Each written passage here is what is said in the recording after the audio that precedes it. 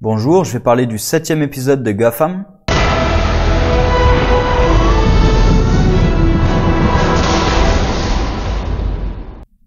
Comme le titre l'indique, un épisode axé sous le signe du Joker, avec même la plupart de quasiment tous les trucs annexes, ça s'allie au Joker, à part Cobblepot qui est plutôt gardé pour la fin avec Barbara. Tout le reste, ça s'allie au Joker, hein, Gordon, Lee, même Selina. Alors, du coup, voilà, Selina et Cobblepot, ça rend encore plus inutile ce qu'il y avait dans l'épisode précédent, parce que là, leur relation, hop, ça casse tout de suite.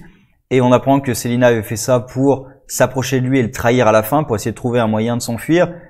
Et d'ailleurs, encore plus décevant pour Cobblepot, c'est qu'il a même pas un moyen de s'enfuir. Donc, moi, je m'attendais à une révélation avec Cobblepot dans l'épisode où il est descendu dans le sous-sol, et en fait, la révélation, c'est qu'il a une grosse fortune. Et donc, je me suis dit, il a peut-être un moyen de s'enfuir, et non, même pas. Il a même pas un moyen de s'enfuir, c'est un peu pathétique pour le personnage, c'est dommage. Et bref, Selina d'ailleurs aussi a un arc de rédemption, on va dire, avec cet épisode. D'ailleurs, j'avais vraiment peur, moi, qu'il fasse le truc de la graine qui allait la rendre maléfique. Ils font pas du tout ce chemin-là, donc je suis plutôt content. Après, ça veut aussi dire que du coup, la graine, on nous l'a présentée comme ayant un effet secondaire et tout, et en fait, non, il y a aucune conséquence à la graine apparemment. Donc, je suis un peu ambivalent là-dessus. Mais du coup, voilà, elle a un chemin de rédemption. L'un des défauts pour moi, parce que j'ai quand même vraiment apprécié ce qu'ils ont fait avec le Joker, toutes les références aux comics qui existent aussi. D'ailleurs, c'est un peu le scénario de Lego Batman, hein. C'est le scénario de Lego Batman, en fait. Avec le Joker qui veut être le meilleur ennemi de Batman. C'est exactement le scénario. La fin, je veux dire, quand les deux discutent. Quand Bruce tape sur Joker et qui lui parle en même temps, c'est exactement le truc de Lego Batman, hein. Est-ce qu'on a un lien? Est-ce qu'on a un lien? C'est exactement ça. Et Selina a un arc de rédemption, comme je disais. Le problème que j'ai, c'est qu'en fait, il y a plein de trucs qui sont téléphonés. Parce que, comme Selina a parlé du fait qu'elle n'avait pas agi lors de la mort des parents de Bruce, on sait qu'à la fin de l'épisode, elle va se trouver là et qu'elle va agir. On le sait, c'est fait d'avance.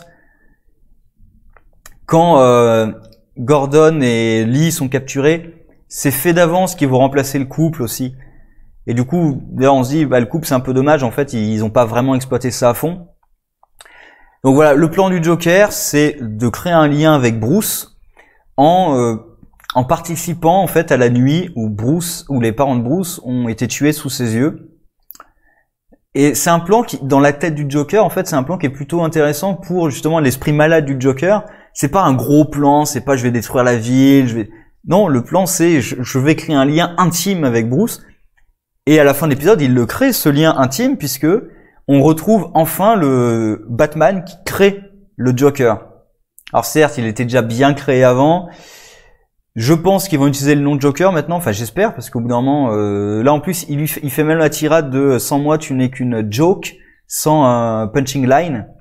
Donc c'est voilà, tu n'es qu'une blague sans chute.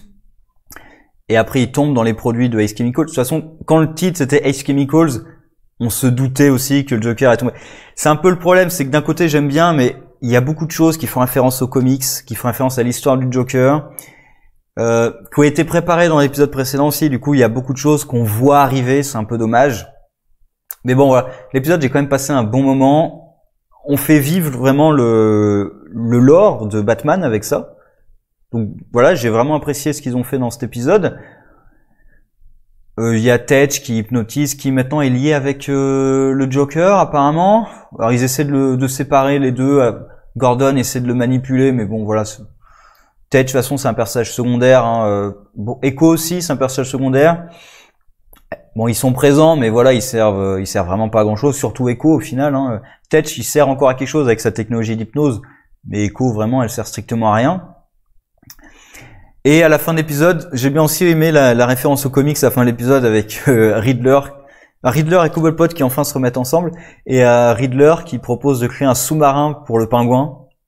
Et là tout de suite j'ai des images du film, le premier film Batman, hein, le vieux film avec le pingouin dans son sous-marin là. au moins ils assument le côté comique, ça fait plaisir. Barbara, par contre, je suis moins vendu parce que là, en gros, ce qu'ils essaient d'expliquer, c'est que parce qu'elle est enceinte, ça la change le fait qu'elle soit enceinte depuis quoi, 2-3 jours. Ça la change au point que elle a des états d'âme à tuer Pingouin maintenant. Parce qu'à la limite qu'elle le tue pas parce qu'il propose une solution pour sortir, c'est une chose. Mais qu'elle le tue pas parce que c'est vraiment sous-entendu que c'est le fait qu'elle soit enceinte qui fait ça, parce qu'il parle beaucoup de son enfant, même elle dit c'est pour le bien de mon enfant, etc.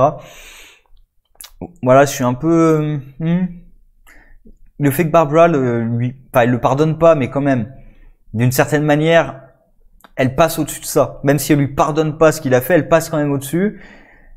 Je trouve ça un peu gros quand même, mais bon.